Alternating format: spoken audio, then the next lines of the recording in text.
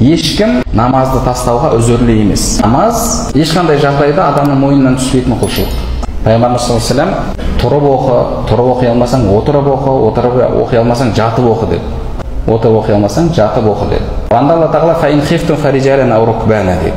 Хафизу аля салавати уас салати уста, намаздарыңа бекем болыңдар, ортаңғы намазға бекем болыңдар деді. Енді ортаңғы намаз қай намаз дегенге қатысты ғұламалардың арасында ихтилаф бар. Біраз ғұламалар екінті намаз деді. Пайғамбарымыз саллаллаху алейхи ва саллям кім екінті намазын әдейілеп қаза қылатын болса, амалдары күйіп кетеді дейді.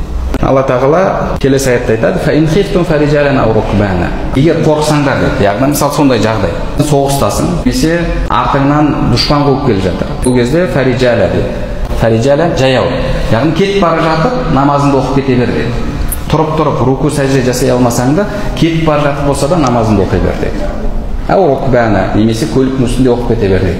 Негізінде білесіздер, парызды мүмкіндік болса, көлікті тоқтатып, кәдімгі қыблаға қарап тұрып оқу керек. Өзірлі жағдайда сондай формада да намазды оқи бересіз. Намаз адамның мойнынан түспейді. Намаз бұл бірінші құлшылық. Енді бір өкініштісі, білмеймін енді, намаздың әрбір адамға парыз екенін білмейме, қалай айтып жатқанын кейбіреулер, діни қызметте жүрген кейбір адамдар, халық бірыңғай намаз оқып кетпеу керек деген осындай нәрсені айтып жатыр. Алла тағала әрбір адамға намаз міндетті деп жатыр. Намаз фард айн, яғни әрбір адамға жеке-жеке міндетті. Бізде білесіздер, фард айн, фард кифая деген бар.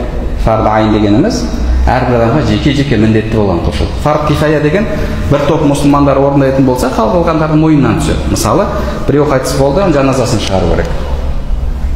Мұсылмандардың бәрі тастап қоятын болса, бәрі күнәһар болады. Бірақ арасынан бір топ шығып, арулап, жуып, жаназасын оқып жерлейтін болса, қалғандардың мойнынан түседі ол міндет. Оны фард кифая дейді. Ал намаз болса фард айн. Яғни әрбір адамға жеке-жеке парыз. Әрбір адам жеке-жеке намаз оқу керек. Ал енді қазір қияметтің белгісі шығар болды. Біреулер шығып, халық бірыңғай намаз оқып кетпеу керек дейді. Қалай Құдай саған намаз оқы деп тұр, әрбір адам намаз оқу керек деп тұр, сен болсаң бірыңғай намаз оқып кетпеу керек дейсің. Алла сақтасын.